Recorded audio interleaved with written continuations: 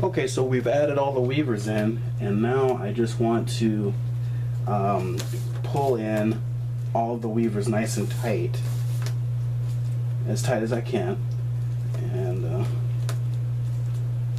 towards the center, all the way around.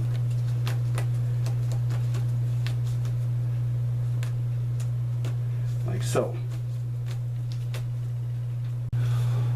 Okay, now we'll need our kitchen shears or cutting tool, whichever you choose. Piece of obsidian would work. A piece of sharpened glass would work as well. Be a little rough, but you could get it done. So I'm just kind of tightening up the holes. I'm going to continue kind of doing this as the pieces also start to dry out as we are working as well. So that also helps mitigates having holes in your project, your finished project. Okay, or at least, you know, as small as you can get them.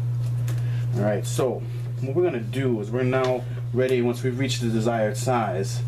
And what we can do is I can tell my desired size by basically just going across here, and you know, this is about 10 inches or so, give or take.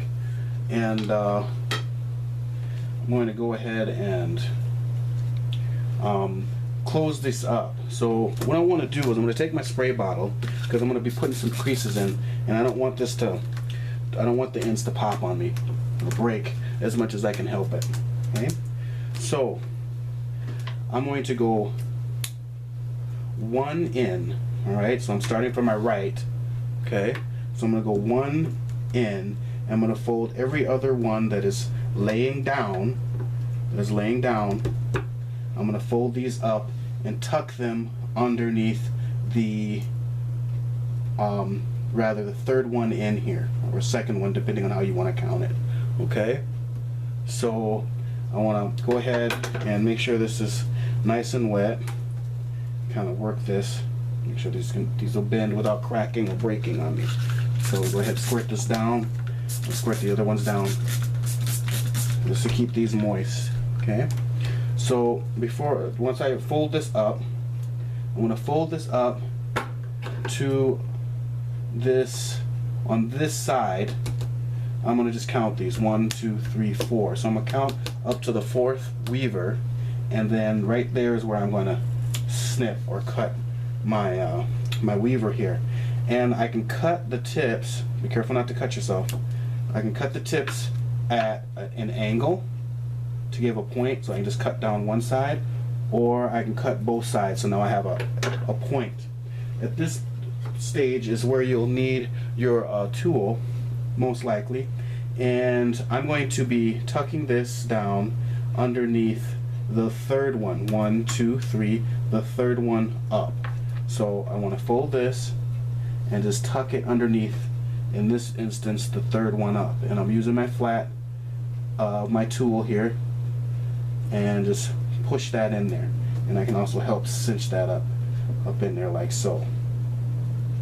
Okay, so that is the second one in. Okay, and I'm going to do every other one like that, except for the very last one. So one more time, I want to go ahead and make sure these are nice and wet, because I'm going to bend these up, put a crease in them, and I want to cut this at about the 4th one up.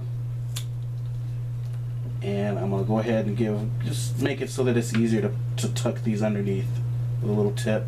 Be careful with your cutting tools, not to cut yourself. And then I want to go ahead and take this here, get my tool, and sometimes it helps to work your tool underneath your weaver to give it some space, to help let it know what's going to happen to it. It's going to be bent up, and then I just tuck that underneath. Okay, so that's 1, 2, and I'm going to go the other one all the way except for the very last one.